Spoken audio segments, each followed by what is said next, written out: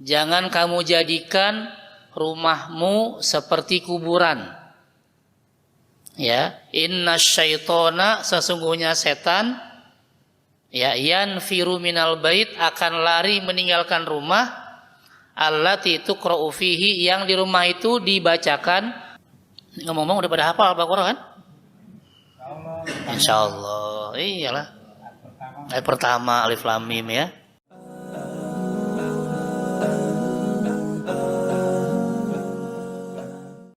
Ya, terima kasih. Assalamualaikum warahmatullahi wabarakatuh. Alhamdulillah wassalatu wassalamu ala Rasulillah wala haula wala quwata illa billah, ma ba'd. Kepada para jamaah salat maghrib berjamaah Masjid Al-Ikhlas yang mudah-mudahan senantiasa dimuliakan oleh Allah Subhanahu wa taala. Kita masuk ke surat kedua, suratul Baqarah. Ya, surat Al-Baqarah. Ini kurang besar bagaimana? Kebaca enggak? Ya. Oke, ya. Cuma enggak ada harokatnya gitu aja ya. Iya, kita sudah masuk surat kedua Al-Baqarah. Kita bahas pertama as-suratu madaniyatun wa adadu ayatiha sittun wa thamanuna wa mi'atan. Al-Baqarah termasuk surat madaniyah. Ya, nanti ada makkiyah, ada madaniyah. Ya, bedanya apa? Yang rajih, yang paling kuat mengatakan makkiyah artinya ayat-ayat yang turun sebelum Rasul hijrah ke Madinah. Ya, madaniyah ayat-ayat yang turun setelah Rasul hijrah ke Madinah. Itu ya. Al-Baqarah ini disebutnya madaniyah, diturunkan sesudah hijrah Nabi Muhammad SAW ke Madinah. Dan jumlah ayatnya sedikit, cuma 286 ayat. Ya, jadi kita nggak usah ngapalin juz amma mah panjang, banyak banget. Al-Baqarah aja, satu surat aja. Juz amma banyak suratnya. Ya, 78 sampai 114 banyak. Al-Baqarah cuma satu. Ya. Ya, nanti ada fadilahnya ya. Ngapalin Al-Baqarah itu fadilahnya luar biasa. Terutama buat yang rumahnya nggak nyaman, masuk rumah merinding gitu ya. Pokoknya ada hawa-hawa ya. Nggak usah manggil Ghostbuster, pemburu hantu, nggak usah. Cukup bacakan Al-Baqarah. Itu fadilahnya. Di antara keutamaan Al-Baqarah adalah ya bisa ngusir makhluk-makhluk yang tidak diinginkan di rumah. Ya, nanti kata Rasul apa ya? Bahasanya la taj'alu buyutakum maqabir. Jangan kamu jadikan rumahmu seperti kuburan. Ya, innasyaitona, sesungguhnya setan, ya, yanfiru minal bait, akan lari meninggalkan rumah, allati tuqra'u fihi, yang di rumah itu dibacakan suratul Baqarah, surat Al-Baqarah. Karena itu waktu saya pernah diundang dulu, ada pindahan rumah, saya tanya gimana nih, terserah Pak Ustadz, saya bacain hadis ini.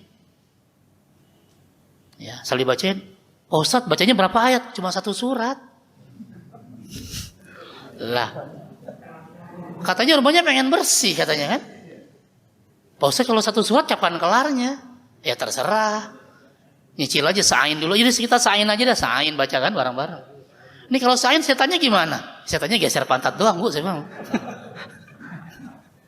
Minimal nanti ya silakan ibu bapak ya. Kalau di rumah ada yang nggak nyaman, Al-Baqarah. Nggak usah manggil yang memburu hantu, macam-macam aneh. Bacain ini. Karena Rasul yang bilang ini hadisnya sahih, riwayat Imam Muslim. Ya, nanti ada kok di poin yang berikutnya. Oke. Lalu aghrad, ya, tujuan dan maksud dari Al-Baqarah. Pertama, Al-Baqarah itu 266 ayat tadi menceritakan tentang bayan sidqil Quran, menjelaskan tentang kebenaran Al-Quran. Nanti ada tantangan, ya, yang nggak percaya sama Quran, bahwa Quran dari Allah, bikin kayak Quran. Itu di Al-Baqarah adanya. Ya, wa in kuntum fi raibim mimma nazzalna 'ala 'abdina fa'tu bi suratin min. Tantangannya dari mulai bikin 114 surat nggak bisa, bikin 10 surat nggak bisa terakhir di Al-Baqarah bilang bikin satu surat aja. Nggak bisa juga sampai sekarang.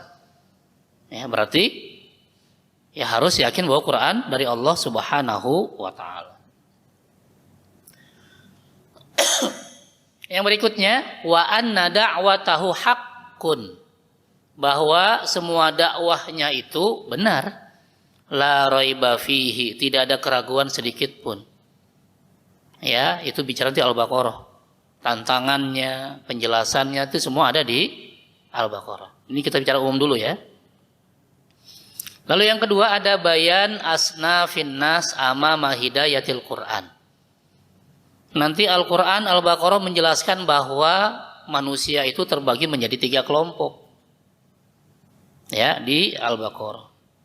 Wa dzakkarat annahum asnaf salas. Bahwa di sana ada 3 kelompok yang ya ketika berhadapan dengan Al-Quran. Siapa mereka? Pertama al-mu'minun, kelompok orang yang beriman, dari ayat kedua sampai ayat kelima nanti. Ya, lalu al-kafirun surat ayat ke-6 sampai 7 cuma 2 ayat, dan yang terakhir al-munafikun, ini yang paling sedikit, ayat 8 sampai 20. Ya. 13 ayat. Dikit ya? Dikit atau banyak? Dikit. Karena paling susah dicari, banyakan ngelesnya pinter. Ya, musuh dalam selimut.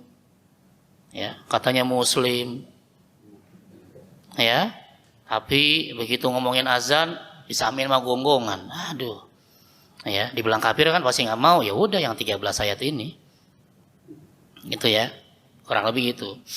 Kemudian tanawalatis surah al-hadits bishab an ahlul kitab. Juga Al-Baqarah ini bicara banyak tentang ahlul kitab nanti. Ya, terutama wabil khusus bicara tentang orang-orang Yahudi.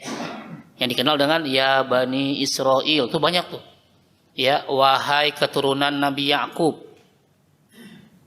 Karena Bani artinya anak cucu. Israel artinya hamba Allah. Israel itu nama lain dari Nabi Yakub. Jadi panggilan ya Bani Adam, berarti kita semua nih. Wahai keturunan Nabi Adam. Tapi kalau ya Bani Israel, wahai keturunan Nabi Yakub. Ya, kita masuk enggak? Ya enggak tahu. Jangankan kosono ya, baru nama kakek aja lupa. Ya, ingatnya kalau meninggal. Bukan ingat kakeknya, warisannya. Ya, begitu utang banyak bubar lagi. Ya. Kemudian juga tidak hanya bicara umum tentang Yahudi, tapi wana qashathum fi aqidatihim. Nanti ada diskusi penjelasan tentang akidah Yahudi, ya, bagaimana penyimpangan mereka. Lalu ada di sini wa dzakkarathum bi ni'amillahi ala aslafihim. Juga di Al-Baqarah ada cerita tentang nikmat-nikmat Allah kepada orang-orang Yahudi, wabil khusus Yahudi di masa Nabi Musa.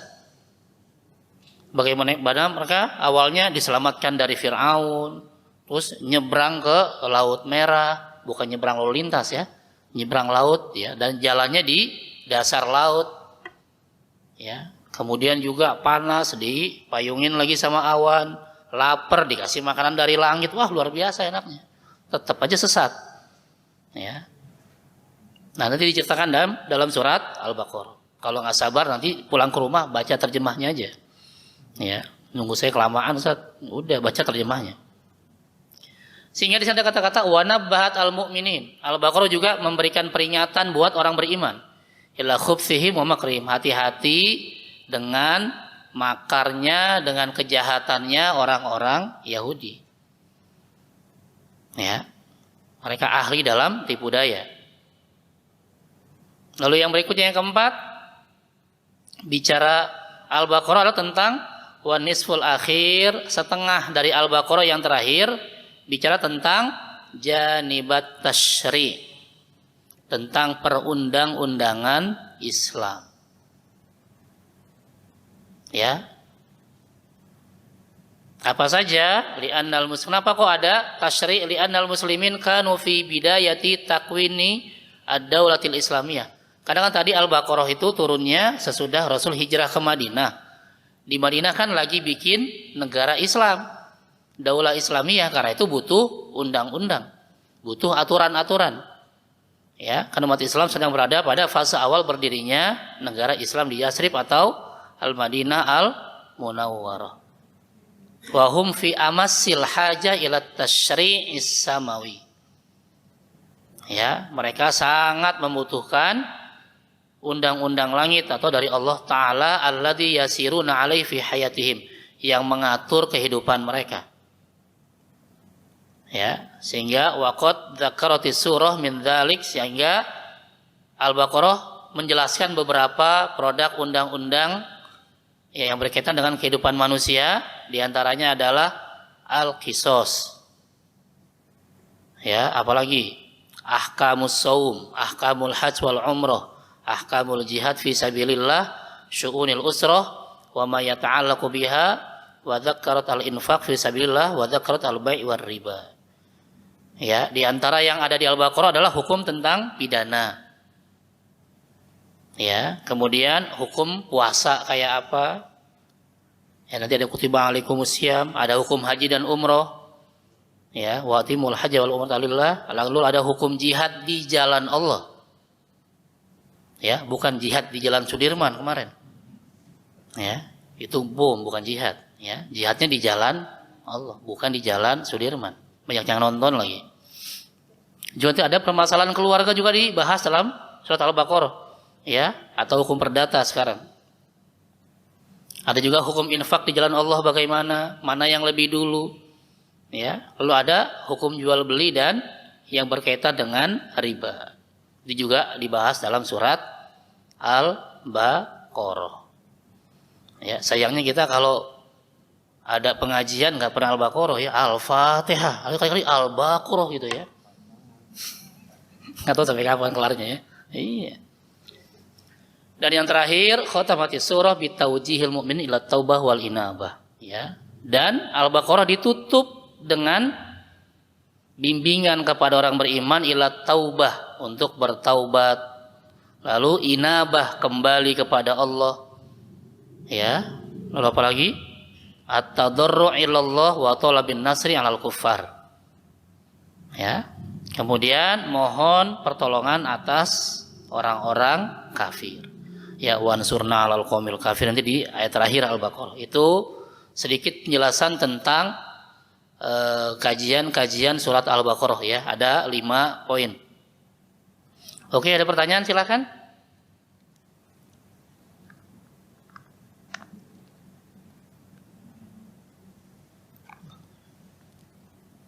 Ngomong-ngomong udah pada hafal Al-Baqarah kan? Insyaallah. Iyalah. Ayat pertama Alif Lam Mim ya. Nah, iya. Alhamdulillah kalau hafal ayat pertama ya Alif Lam Mim, Yasin, bisa jadi imam, Pak. Imam tarawih apalagi? Iya kan? Alif Lam Mim, Allahu Akbar. Oh. Langsung dicari itu macam, oh cakep baru ini imamnya. Ya. Ya kan, rakaat kedua Yasin, Allahu Akbar. Ah, ini baru ini. Ini imam nih. Kalau perlu 30 hari dia aja udah. Ya. Boleh kan? Boleh. Ya kenapa enggak? Ya, belum pernah nyoba ya. Ntar bilang sama imam coba. Pak Imam, begitu deh. Ya. Tidak masalah ya. Ya itu tadi bicara tentang tujuan atau beberapa poin tentang surat Al-Baqarah ya. Namanya, nanti kalau bicara nama ada yang namanya tauqifiyah, ada yang istihadiyah. Ya, tauqif artinya nama-nama surat ini diberikan oleh Allah atau oleh Rasulnya. Nah, untuk surat kedua ini namanya yang terkenal adalah surat Al-Baqarah atau sapi betina. Ya. Kemarin coba browsing, nggak banyak sih, cuma ada sekitar 170 hadis yang bicara tentang Al-Baqarah. Ya, baik dari Imam Bukhari, Muslim, Tirmidzi, Abu Daud, Nasai, Ibnu Majah, Darimi, Malik, Imam Daruqutni, Ibnu Khuzaimah, Ibnu Hibban dan Musnad Asy-Syafi'i. Ya, sedikit ya, cuma 170 hadis. Makanya saya nggak tulisin. Iya, bacanya juga capek kan, gimana nulisnya? Ya, ada teks sekitar 170 hadis. Nah, kenapa namanya Al-Baqarah? Ya, wajhut tasmiyahnya. Pertama, summiyat suratul Baqarah bihadzal ismi li'annaha infaradat bi dzikri qissatil Baqarah allati amarallahu bani Israil bi dzabhiha litakuna ayah. Panjangan ya, saya motongnya ya. Faqad kana lil Baqarah sya'nun ilahi ajib fi hadhil haditsah. Ya, karena dinamakan surat Al-Baqarah atau sapi betina karena hanya surat ini yang menceritakan tentang penyembelihan sapi betina. Ya, ini ada pada masa Nabi Musa. Cerita Nabi Musa banyak, hampir di setiap surat ada. Tapi cerita penyembelihan sapi betina di masa Nabi Musa cuma di Al-Baqarah doang. Di surat yang lain cerita Nabi Musa nggak ada cerita tentang penyembelihan sapi betina atau Al-Baqarah ini. Ya, dan penyembelihan ini atas perintah Allah Subhanahu wa taala kepada Bani Israel, tadi keturunan Nabi Yakub, agar kisah ini menjadi pembelajaran yang sangat berharga ya bagi semua hamba Allah Subhanahu wa taala. Ya, jadi bukan sapi betinanya, tapi ada kisah penyembelihan sapi betina di masa Nabi Musa. Ya. Dan hanya Al-Baqarah yang menjelaskan tentang cerita itu. Di surat yang lain nggak ada. Kemudian waqa'atil jinayah nih ceritanya. Waqatlil qatil. Waqa'atil jinayah waqatlul qatil. Wa ikhtalafa ahlul hayy fil qatil man huwa. Terjadi pembunuhan, ya. Korbannya juga ada, tapi pembunuhnya nggak diketahui siapa. Sehingga orang main tuduh-tuduhan. Ya, wa akhadha kullun yadfa'ul jinayah an nafsihi wa yattahimu biha ghairahu wa minhum man ya'lamu 'ainal jani wa yaktumu amrah. Semua menyangkal, enggak bukan saya. Dan menuduh orang lain sebagai pelakunya. Padahal ternyata peristiwa pembunuhan tadi ada saksinya. Cuma saksi yang melihat pembunuh itu mingkem, nggak mau ngomong, pura-pura nggak tahu. Akhirnya kan heboh nih, ya jadi trending topik, ya kan, siapa pembunuh sebenarnya gitu kan? Ya, dan ini direkam oleh Allah nanti dalam Al-Baqarah, ya Bismillahirrahmanirrahim. Wa idh qataltum nafsan faddaratum fiha wallahu mukhrijun ma kuntum taktumun. Dan ingatlah ketika kamu membunuh seseorang lalu kamu menuduh tentang itu, tetapi Allah menyingkapkan apa yang kamu sembunyikan. Ini nanti ceritanya dari Al-Baqarah ayat 72. Kemudian wa tarafal qaum ila Musa alaihissalam liyahkuma fi hadhil jinayah allati khafiya murtakibuha. Akhirnya karena enggak ketemu, masyarakat mengadu kepada Nabi Musa alaihissalam agar Nabi Musa memutuskan masalah ini dan mengungkap siapa pembunuh sebenarnya. Ya. Fa'amarahum salawatullah wassalamu alaihi min rabbihi jalla wa ala an yadbahu baqarah. Akhirnya Nabi minta sama Allah dan ya Allah perintahkan Bani Israel umat Nabi Musa ini untuk menyembelih sapi betina. Ya udah, kalau memang mau tahu pembunuhnya siapa, sembelih aja sapi betina dulu. Tuh. Ya, wa an yadribu al-qatil bi ba'diha. Setelah disembelih sapi betina ini, kemudian ambil salah satu dari tubuhnya, misalnya buntutnya atau apanya itu ya. Ambil, jangan bawa pulang, jadi sop buntut, bukan. Nah ya, ambil, kemudian dipukulkan ke mayat itu. Ya. Dipukulkan ke mayat itu dengan tadi ya, dengan bagian dari sapi betina, tapi nggak dijelaskan yang mana, apa kakinya, apa buntutnya, apa apanya nggak tahu ya, nggak dijelaskan. Kemudian fayahya biidnillahi wa yukhbiru biqatilih, dengan izin Allah mayat tadi ketika dipukul dengan bagian sapi betina tadi dia bangun hidup dan nunjuk yang bunuh saya dia, terus mati lagi. Tapi kan selesai kan masalahnya kan? Tapi Bani Israel itu tadi orangnya ngeyel. ya, toba minal inat fi tanfidil awamir. Mereka ya hobinya menentang perintah Allah, hobi. Ya, makanya dikasih cuma diminta untuk menyembelih aja ribet. Padahal tinggal cari sapi betina yang mana aja, mau yang ABG, mau yang apa gitu kan, mau yang warnanya macam-macam terserah. Yang penting sapi betina sembelih, kemudian pukul mayat tadi, selesai. Simpel kan? Ya, sesederhana itu. Tapi lagi-lagi mereka justru berbalik, ya. Waqifu kasakhirin awil haziin minal amri bidzabhil baqarah. Justru mereka mengejek, mencemooh, memperolok, menertawakan, mencibir dan melecehkan perintah menyembelih sapi betina. Padahal tadinya mereka yang minta, ya wahai Musa, tolong dong cari tahu pembunuhnya siapa. Kata Nabi Musa, gampang, udah kamu sembelih sapi betina, ya, ambil bagian tubuhnya, pukul mayat tadi, nanti dia bangun nunjuk pembunuhnya, udah selesai. Tapi begitu disuruh nyembelih malah ya bahasanya lain. Loh, kok apa hubungannya? Ya. Hatta qalu li nabiyhi Musa atattakhiduna huzwa, ketika diminta untuk menyembelih sapi betina, mereka mengatakan, wahai Musa, apakah engkau menjadikan kami bahan ejekan dan hinaan? Padahal dia yang minta. Ya, apa hubungannya antara pembunuhan dengan menyembelih sapi betina? Ya udah kerjain aja. Toh yang nyuruh Nabi, masa nggak percaya sama nabinya? Ya, mau percaya sama siapa lagi?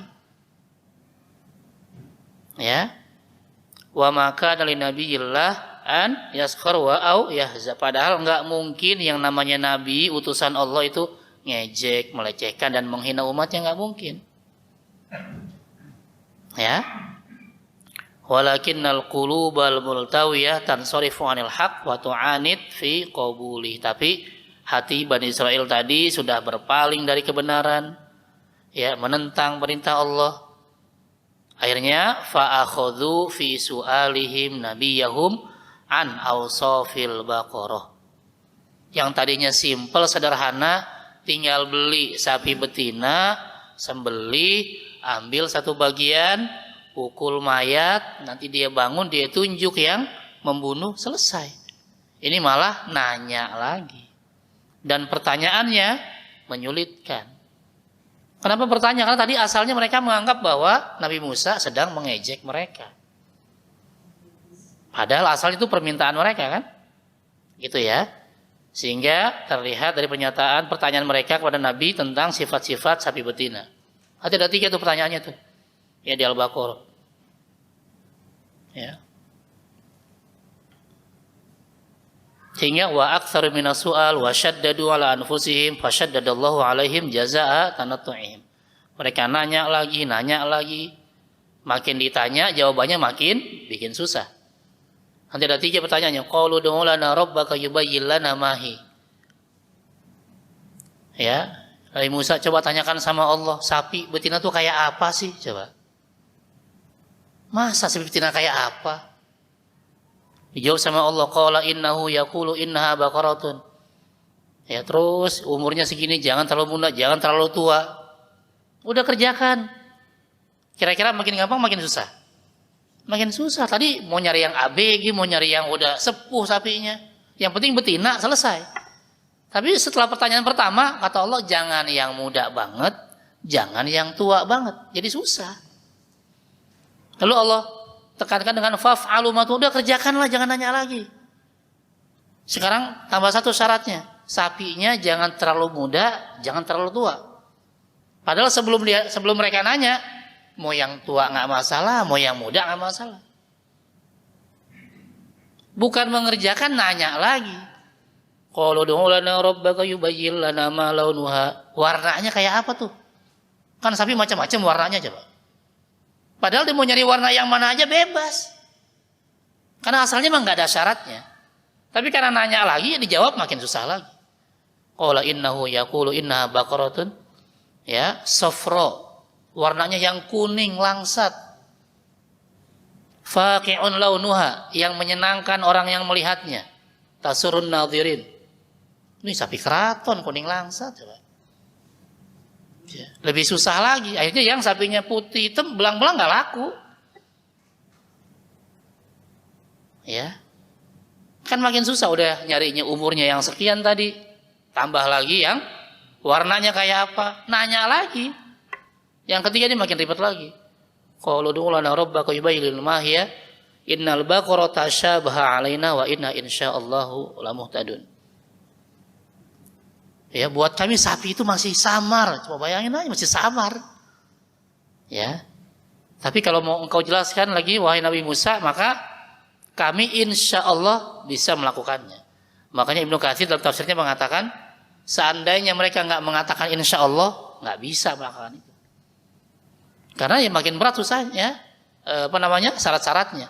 Yang nggak pernah dipakai buat bajak sawah, nggak pernah dipakai buat ya ngambil air, nggak pernah ditunggangi, nggak ada cacat-cacatnya. Nah, nyari sapi kayak gitu gimana? Ya, tifadzabahuha wa ma kadu yaf'alun.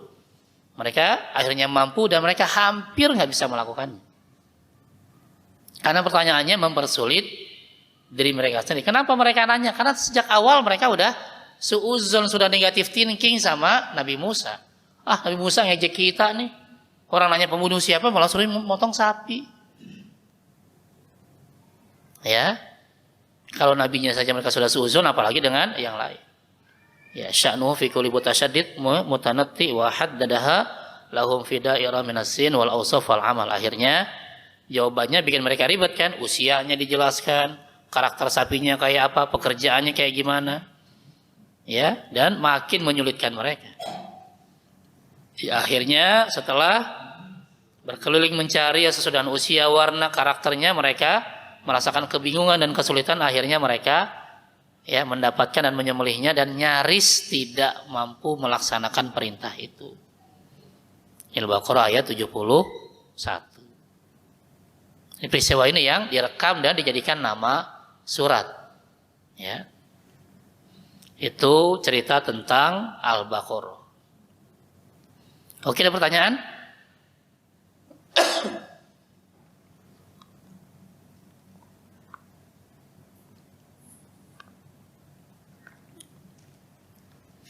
Lanjut ya, tsumma darabul qatil bi juz'in minha fa ahyahu Allahu wa anbahum ya bil jurmi jani. Kemudian mereka memukul ya mayat itu dengan bagian dari sapi, seketika Allah menghidupkan mayat tersebut dan menunjuk pembunuhnya. Akhirnya selesai masalah, ketahuan pembunuhnya. Tapi kan tadi drama dulu. Ya, drakor dulu tadi itu. Ya, tinggal motongnya pakai ribet, nanya lagi. Ya, dan ini direkam oleh Allah, faqul nadribuhu bi ba'dihha kadzalika yuhyillahul mauta wa yuriikum ayatihi la'allakum ta'qilun. Lalu kata Allah, pukullah mayat itu dengan bagian dari sapi, demikianlah Allah menghidupkan orang yang telah mati dan Allah memperlihatkan kepadamu tanda-tanda kekuasaannya agar kamu mengerti. Ini Al-Baqarah ayat 73. Itu ya, itu tadi cerita tentang sapi betina. Ada pertanyaan?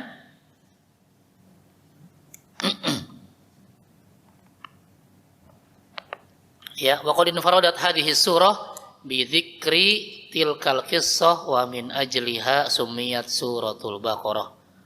Hanya surat ini yang menyebutkan kisah penyembelihan sapi betina, karena itulah dinamakan Al-Baqarah, sapi betina. Itu ya namanya. Ya.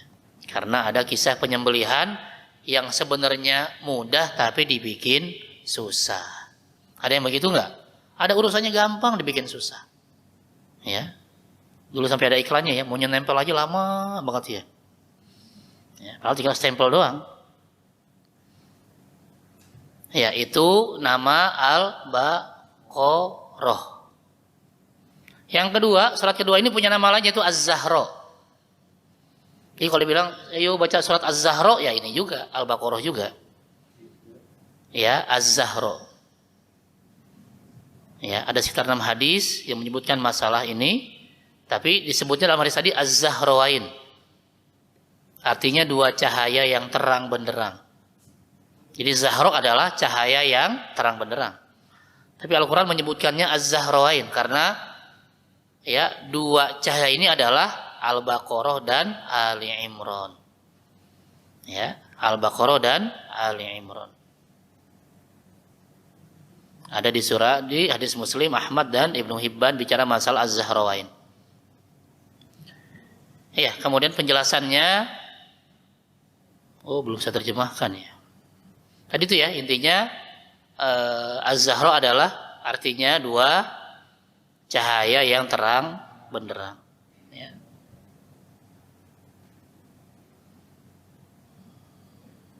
Ya, kemudian kenapa disebut dua cahaya terang benderang? Karena di sana ada dua ayat yang menyebutkan tentang sifat Allah yang agung.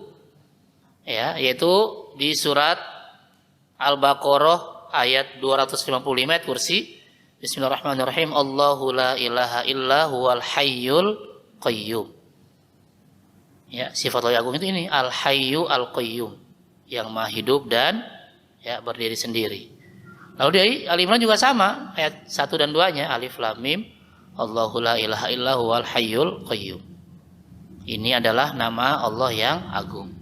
Sehingga dari dua ayat inilah muncul kata-kata Az-Zahrawain. Dua surat ya yang artinya adalah dua cahaya yang terang benderang. Lalu berikutnya nanti ada namanya Sinamul Quran.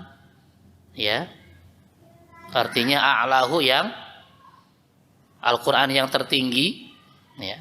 Tapi ini istihadiyah. Lalu ada lagi namanya Fustatul Quran, Madinahnya atau kotanya Al-Quran. Karena tadi di Al-Baqarah banyak bercerita tentang hukum-hukum atau perundang-undangan Islam. Ya. Ada pertanyaan? Kita masih umum dulu ya, nanti baru kita bahas satu-satu ya. Kalau tidak ada, kita masuk ke hadis Muslim nomor 1337. Ini ya, perawinya banyak. Dan langsung masuk saja ke Rasulnya. Kata Rasul, Iqra'ul Qur'an. Ini ya awalnya. Ini yang Rasul minta, Iqra'ul Qur'an. Bacalah Al-Qur'an setiap hari. Fa'innahunya kesana lewat. Fa'innahu ya'ti yaumal qiyamah syafi'an li ashabihi. Kenapa harus ngaji tiap hari? Kenapa enggak bulan Ramadan aja ngajinya? Ya. Kan ada yang memang teman setia ya, teman karib karena setiap hari ketemu, ada yang teman reunian. Ketemunya Ramadan doang, kan kayak teman reuni ya.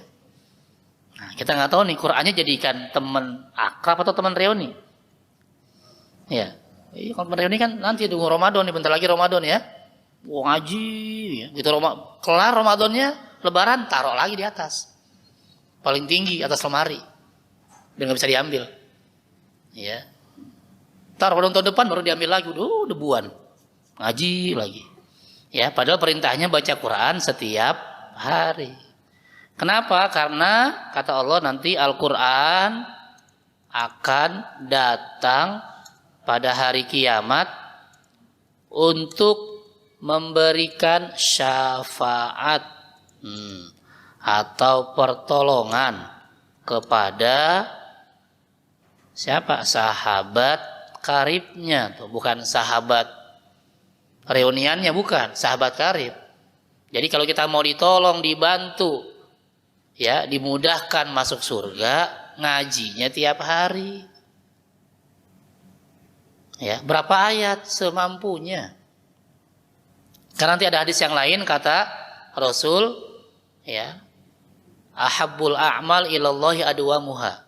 Amal yang paling Allah sukai, khairul a'mal, amal terbaik indallahi di sisi Allah adalah adwamuha, yang paling rutin dikerjakan atau yang dikerjakan setiap hari. Wa in qalla, walaupun jumlahnya sedikit, walaupun sehari cuma 1 ayat, Tapi tiap hari itu jauh lebih baik, kata Rasul. Karena yang Allah lihat adalah rutinitasnya. Ya, makanya kalau kita mau mendapatkan syafaat dari Al-Quran, jadikan Al-Quran sebagai sahabat karib, teman setia, bukan teman reuni.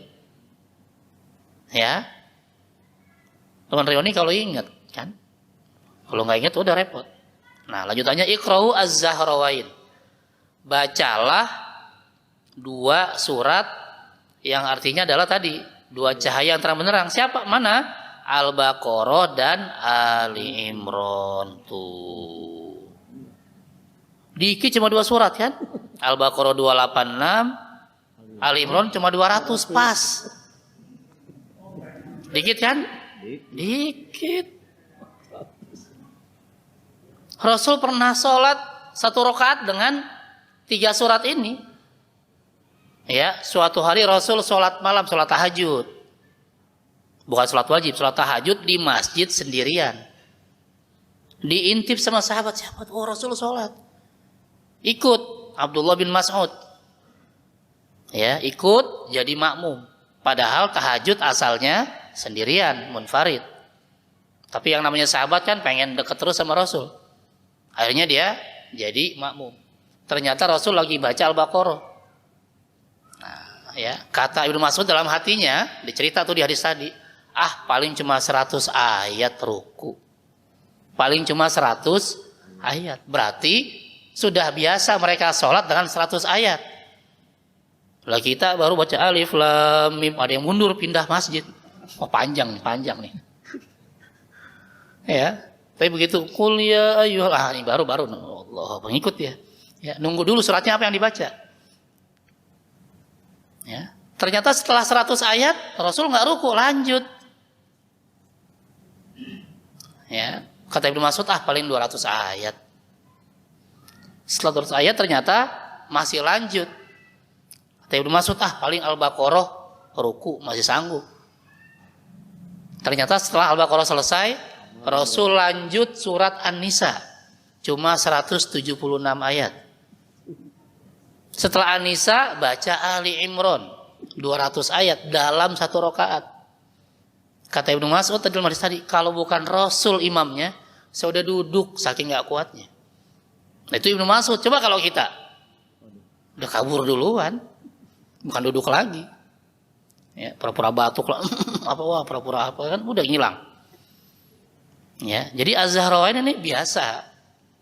Ya, karena kita belum biasa ya. Kalau kita kan begitu baca baru ketemu 3 ain begini ya. Tawaf palanya. Lama-lama mushafnya jatuh. Ya. Kalau bisa ya silahkan, yang nggak bisa ya dicicil lah seain ya. Nah, kata Rasul, bacalah Al-Baqarah dan Ali Imran, namanya Az-Zahrawain. Ya, fa innahuma ta'tiyani yaumil qiyamah ka'annahuma ghamamatan aw ka'annahuma ghayayatan aw ka'annahuma furqan min thairin sawafin tuhajjan an ashabihima. Ya. Ini dijelaskan terjemahnya. Ya, baca Al-Quran karena yang akan datang memberi syafaat pertolongan pada pembacanya pada hari kiamat. Kemudian bacalah Zahrawain tadi, yaitu Al-Baqarah dan Al-Imran, karena keduanya akan datang pada hari kiamat seperti 2 tumpuk awan yang menaungi pembacanya. Di saat nanti di padang mahsyar semuanya matahari cuma 1 mil, ya, maka orang yang baca Quran ditolong, dilindungi. Padahal orang nanti banyak akan tenggelam dengan keringatnya sendiri. Ada yang sebetis, ada yang sedada, ada yang seleher, ada yang tenggelam. Ya, tapi yang rajin ngaji ditutup oleh awan. Atau seperti 2 kelompok burung yang sedang terbang dalam formasi hendak membela pembacanya. Lalu penekanan lagi, bacalah Al-Baqarah. Karena dengan membacanya akan memperoleh barokah. Dan dengan tidak membacanya akan menyebabkan penyesalan. Walaupun nggak harus sekali duduk hatam, nggak usah, semampunya aja, ya.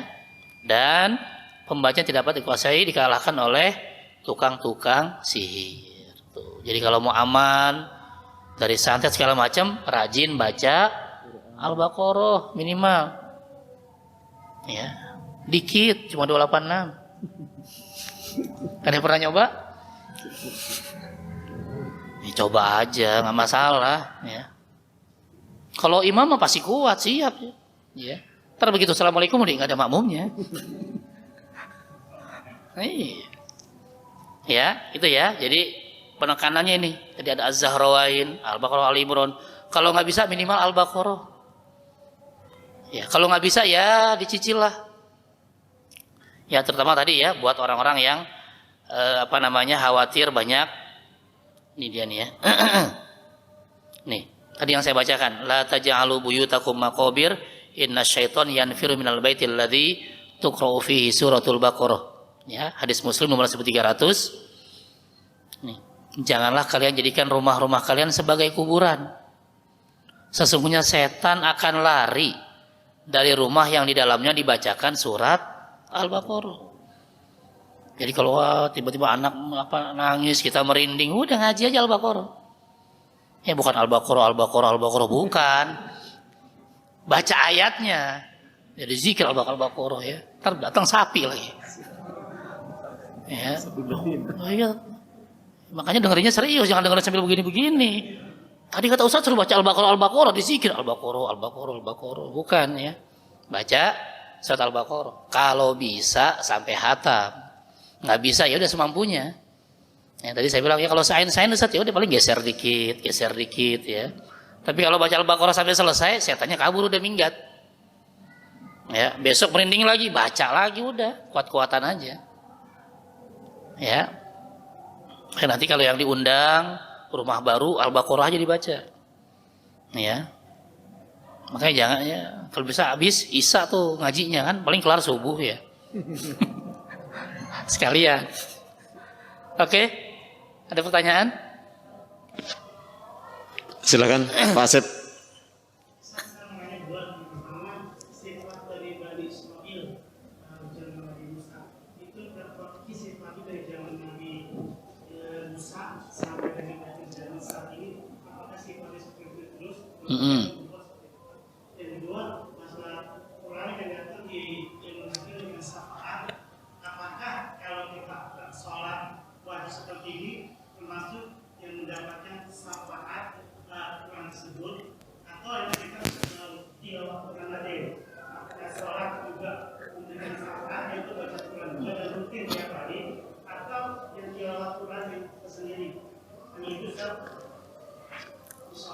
Oke. Iya, yang pertama karakter Bani Israil memang begitu dari dulu. Ya. Nanti ada faminhum kadzabtum wa minkum taqtulun. Ada yang nabi-nabi yang didustakan, bahkan ada nabi-nabi yang dibunuh. Nabi Isa kan juga yang ngejar-ngejar Yahudi. Ya, tapi ternyata yang mereka atau orang yang mengkhianati Nabi Isa justru dia yang diserupakan mukanya jadi Nabi Isa. Jadi yang namanya Yahudi itu karakternya memang tadi. Kalau kita kan amar ma'ruf nahi mungkar, kalau dia dibalik, amar mungkar nahi ma'ruf. Nanti di Al-Qur'an dijelaskan itu. Ya, ngajaknya justru ngajak sesat. Ya, bukan ngajak berbuat baik, tapi menolak kebenaran. Ya, terbalik-balik hidupnya. Ya. Dan ini karakter secara umum, bukan seluruhnya. Ada juga orang-orang yang sadar dan akhirnya masuk Islam. Seperti di zaman Nabi Muhammad ada yang namanya Abdullah bin Salam. Ya. Ini ulama pendeta Yahudi paling paham tentang kitab Taurat. Ya, suatu hari ketika dia masuk Islam di hadapan Nabi, lalu dia bilang, "Ya Rasulullah, jangan ceritakan bahwa saya masuk Islam. Saya ingin mengenalkan sifat karakter Yahudi." Oke. Akhirnya dikumpulkan Yahudi di Madinah. Terus Rasul nanya, "Kamu kenal Abdullah bin Salam enggak?" "Wah, kenal." Ya, dia orang yang paling ahli Taurat. Dia orang yang solutif. Kalau kami nanya pasti jawabannya ya, solusinya luar biasa. Ya, paling paham, pokoknya the best deh. Kalau bisa jempolnya 4 nih saya angkat semua nih, tangan sama kaki nih. Ya, pokoknya yang paling paham tentang ya tentang Taurat, tentang Yahudi adalah Abdullah bin Salam ini, karena memang ulamanya. Setelah mereka cerita begitu, keluarlah Abdullah bin Salam dan mengatakan, asyhadu an la ilaha illallah wa asyhadu anna Muhammadar Rasulullah. Kaget mereka, Yahudi tadi. Rasul nanya lagi, bagaimana menurut kamu Abdullah bin Salam? Sampah dia mah. Oh, dia mah kita nggak kenal. Oh, pokoknya yang kenal udah dijelek-jelekin habis. Belum semenit ngomong. Akhirnya mereka bubar. Barulah Abdullah bin Salam tadi bilang, itulah karakter Yahudi ya Rasulullah. Ya, jadi bisa gampang bolak-balik. Ketika mereka suka disanjungnya luar biasa. Ketika benci dibanting udah. Ya. Lalu kata Abdullah bin Salam, hati-hati. Tuh. Ya, memang karakternya kayak gitu secara umum ya, tapi tentu ada juga orang-orang yang masuk Islam. Ya, yang kedua tadi bicara tentang syafaat atau pertolongan Allah. Banyak syafaat itu. Ya, bisa syafaat nanti dari Nabi dengan kita sering baca sholawat. Ya, bisa syafaat dari teman-teman kita orang-orang yang soleh. Ya, dari orang-orang yang soleh bisa. Nanti ketika orang soleh masuk surga, dia cari teman karibnya tuh. Kok nggak ada? Dia cari, dia minta sama Allah. Mungkin di neraka, ya Allah tolong minta tarik. Ya, jadi awalnya yang penting masuk surga dulu. Begitu masuk surga, baru nyari teman-temannya. Ya, awalnya memang sendiri-sendiri dulu. Tapi ketika sudah masuk sana, baru mulai mencari teman-temannya, keluarganya, semuanya. Ya, makanya biasanya nanti dalam hadis dikatakan sering berpesan, kalau memang saya nggak ada, tolong ya cari saya di neraka. Khawatir ada di sana. Dan kalau teman tadi bisa beri syafaat, luar biasa. Ya, cuma masalahnya di neraka itu nanti di surat 22 ayat 47, ya nggak lama. Ya, sehari di neraka itu kata Allah, inna yauman inda rabbika ka'alfi sanatin mimma ta'uddun. Orang yang disiksa di neraka sehari, kata Allah, sama dengan 1000 tahun di dunia. Jadi sebentar kan? Nah, kalau mau mampir silahkan, saya emang nggak mau. Jangan ngajak-ngajak. Ya, jadi kalau disiksa sehari ya ini. Tuh kata Allah ya. Wa yasta'jilunaka bil adzab. Mereka minta azab dipercepat, disegerakan, padahal Allah tidak akan menyalahi janjinya. Sesungguhnya sehari ya di sisi Allah adalah ka'alfi sanatin, seperti 1000 tahun. Itu kalau divonis disiksa sehari tok sama dengan 1000 tahun. Ada yang mau mampir? Jangan. Nah, karena itulah kita butuh syafaat tadi. Ya, ada yang syafaatnya yang harusnya ke neraka dibebaskan langsung ke surga, ya ini yang kita cari. Tapi ada juga syafaatnya cuma dikurangi. Yang tadinya sebulan dikurangin jadi seminggu misalnya. Ya seminggu kan 7 kali 1000. 7.000, lama juga. Ya, syukur-syukur kita dapat syafaatnya bukan dikurangi tapi dihapus. Nah, itu yang kita cari. Ya, karena itu perbanyak beramal soleh. Ya, perbanyak bersolawat kepada Nabi, perbanyak ibadah, perbanyak baca Quran. Mudah-mudahan itu semua bisa saling menguatkan dan memberikan syafaat kepada kita semua. Gitu ya. Ya, itu tadi bicara tentang syafaat Nabi. Wallahu a'lam.